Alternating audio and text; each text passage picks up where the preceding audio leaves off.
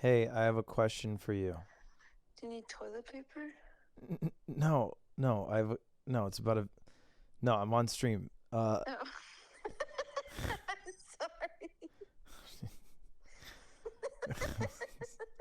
I thought you were still pooping. I finished pooping a while ago. This headline went viral. Nearly half of men say they do most of the homeschooling. 3% of women agree. Wow.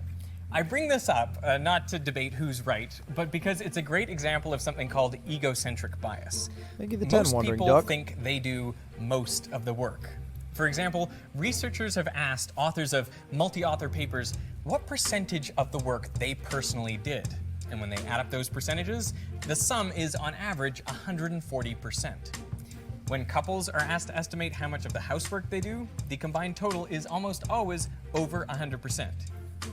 Now, How much of the housework do I do?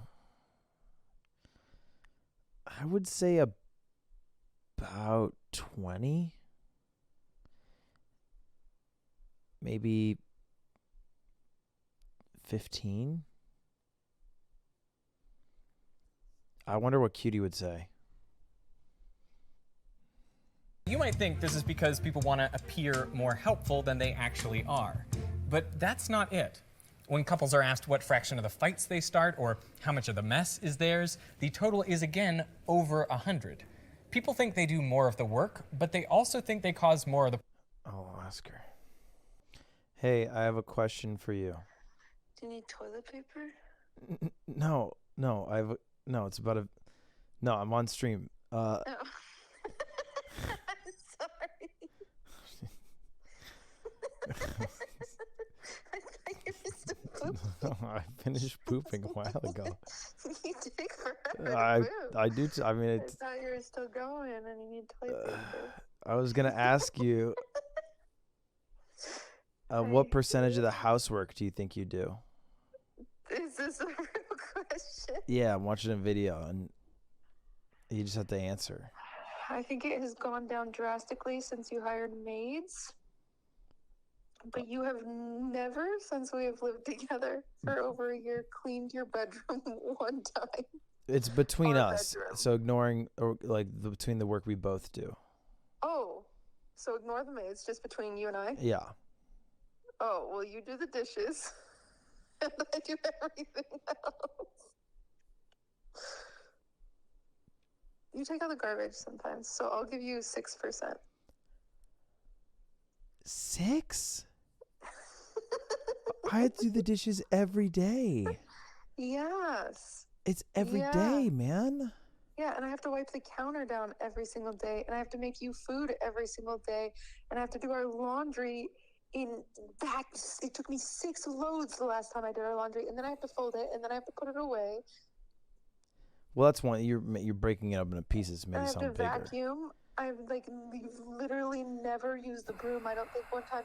The one time you used the broom, you actually swept up ice cubes and then left them in there, so they melted, got everywhere, and then I had to clean up the ice cubes that you then left, because they were water. Maybe 10%. I'll give you 10%. Okay, sounds good. Okay, goodbye. Hey, bye. All right, so we're 5% over. problems. So why is this? I think it's simply because you experience and remember vividly all of what you do, but not all of what everyone else does. So naturally, you overestimate your own contributions and underestimate others. And I think this bias leads us to underestimate the influence of other things on our lives, like the role luck plays in our success. Take hockey players, for example. If you ask a professional hockey player how they managed to reach the NHL, they might mention their hard work, determination, great coaches, their parents' willingness to get up at 5 a.m. and so on, but they probably won't acknowledge how lucky they were to be born in January. And yet, in many years, 40% of hockey players selected into top-tier leagues are born in the first quarter of the year, compared to just 10% in the fourth quarter. An early birthday can make you up to 4 times as likely to be a pro hockey player. The fuck? The reason for this disparity is presumably because the cutoff date for kids' hockey leagues is January 1st. Those born in the first part of the year are a little older and so on average bigger and faster than kids in their league born late in the year. Now, as they grow up, this difference Wow. should eventually shrink to nothing, but it doesn't.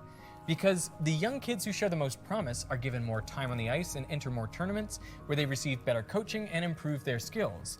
And these advantages compound year after year, so by the time you get to the pros, birthdays are heavily skewed towards the start of the year. But does any professional hockey player feel thankful for their birthday? Probably not. And we are all like that, largely oblivious to the fortunate events that support our success. Probably the most significant bit of luck many of us enjoy is being born into a prosperous country. Around half the variance in income received by people around the world is explained by their country of residence and that country's income distribution. If you were born in Burundi, for example, which has the world's lowest gross national income per capita of just $730 a year, it doesn't matter how smart or hardworking you are, you're unlikely to earn much as an adult.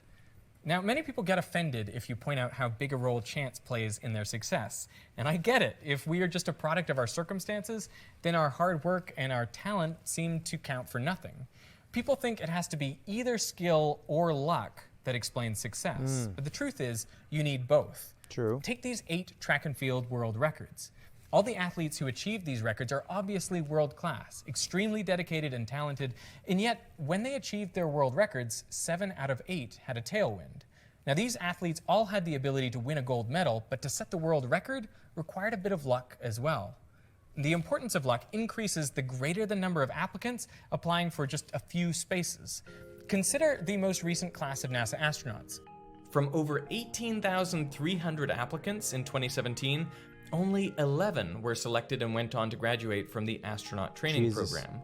Now we can make a toy model of the selection process.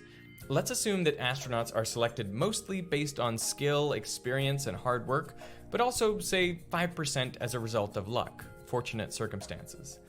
For each applicant, I randomly generated a skill score out of 100, and I also randomly generated a luck score out of 100. Then I added those numbers together, weighted in the 95:5 ratio to get an overall score. This score represents the selector's judgments, meaning the top 11 by this metric would become astronauts. And I repeated this simulation 1,000 times, representing 1,000 different astronaut selections. What's going on? And what I found was the astronauts who were picked were very lucky. They had an average luck score of 94.7. So how many of the selected astronauts would have been in the top 11 based on skill alone? I understand. Interesting. The answer was on average only 1.6. That means even with luck accounting for just 5% of the outcome, 9 or maybe 10 of the 11 applicants selected would have been different if luck played no role at all. When competition is fierce, being talented and hardworking is important, but it's not enough to guarantee success. You also need to catch a break. Largely, I think we're unaware of our good luck because by definition, it's not something we did. Like the housework done by your significant other, it goes unappreciated. And here's the crazy thing. Downplaying the importance of chance events may actually improve your probability of success. Because if you perceive an outcome to be uncertain, you're less likely to invest effort in it, which further decreases your chances of success. So it's a useful delusion to believe you are in full control of your destiny. I mean, if I had known how bad I was when I started YouTube, or how much work it would take, I might have given up right then. Welcome to Veritasium, an online science video blog. Now, there may be another benefit to overlooking your A little lucky breaks, overexposed which there, is man. it makes it easier to justify your place in society. If you have a lot of wealth or power, you can just chalk it up to your own intelligence, effort, and perseverance. It makes it easier to accept inequality. In one experiment, participants were put in groups of 3 in small rooms to discuss a complex moral problem. And one person in each group was randomly designated the team leader. Half an hour later, the experimenter came by with 4 cookies for each team. So who got the extra cookie? In each case, it went to the team leader. Even though they had no special aptitude, they didn't have extra responsibilities, and they'd gotten their position through chance alone. Once you have achieved a certain status, it seems natural to feel like you deserve it, and all the other good things that come your way. Now, this is just an anecdote, but whenever I've been upgraded to fly business class, I've always observed the worst behavior in my fellow privileged passengers. They just act so entitled and uncourteous. And research has found evidence for this as well. In another experiment, participants were asked to think of a good thing that happened to them recently. And then one group was asked to list their own personal qualities or actions that made that good thing happen. Another group was asked to list external factors beyond their control that led to the event. And a control group was simply asked to list reasons why the good thing happened. Now, for completing this task, participants were told they would be paid $1. But at the end, they were offered the option to donate some or all of the money to a charity. Results showed those who listed their own personal attributes contributed 25% less than those who listed external factors beyond their control. It's kind of cool. Now, think of what all this means for people in our society, specifically for people in positions of power, like business leaders and politicians. Now, undoubtedly, most of them are talented and hardworking, but they have also been luckier than most. And like most of us, they don't realize just how lucky they are. And this gives them a distorted view of reality. They're kind of living in a form of survivor bias. All these leaders have worked hard and ultimately succeeded, so to them the world appears fair. In their experience, it rewards hard work. But what they don't have is the experience of all the people who have worked hard and failed. So what are they to make of people less successful than themselves? Well, the natural conclusion is that they must just be less talented or less hardworking. And this perspective makes them less inclined to be generous, to give back. And they are the ones who set the rules for how society operates. And this is particularly unfortunate since one of the main ways many of us are lucky is in our country of residence. But what is a country except for the things I'm put very there by people who empathetic. came I also understand that I am way funnier, hotter, and better than all the other streamers. That's not, those are, you know? before. The roads and the schools, public transport, emergency services, clean air and water, everything like that. It seems a cruel trick of our psychology that successful people without any malice will credit their success largely to their own hard work and ingenuity, and therefore contribute less to maintaining the very circumstances that made that success possible in the first place. The good news is that acknowledging our fortunate circumstances not only brings us more in line with reality, it also makes us more likable. In a study where people had to read the transcript of a fictional 60 Minutes interview with a biotech entrepreneur, experimenters tried changing just the last paragraph where the interviewee is talking about the reasons for their company's success. In one version, the entrepreneur personally takes credit for the success they've had, but in the other, he says luck played a significant role. Now, people who read the luck version of the transcript judged the entrepreneur as kinder and thought they'd be more likely to be close friends with him than those who read the other version of the transcript.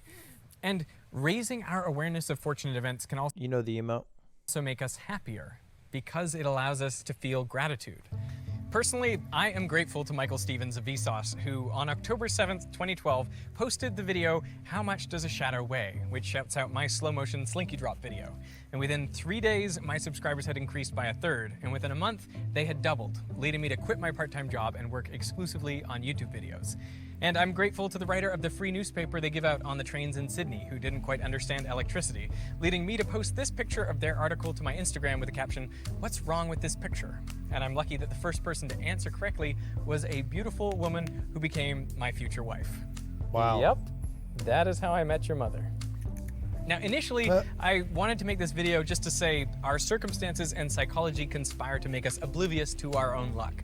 And this leads successful people to view the world as fair and those less successful than them as less talented or less hardworking. And this is before you factor in any discrimination or prejudice. But it also became apparent to me that I should talk about what to do if you want to be successful in such a world. And I think the best advice is paradoxical.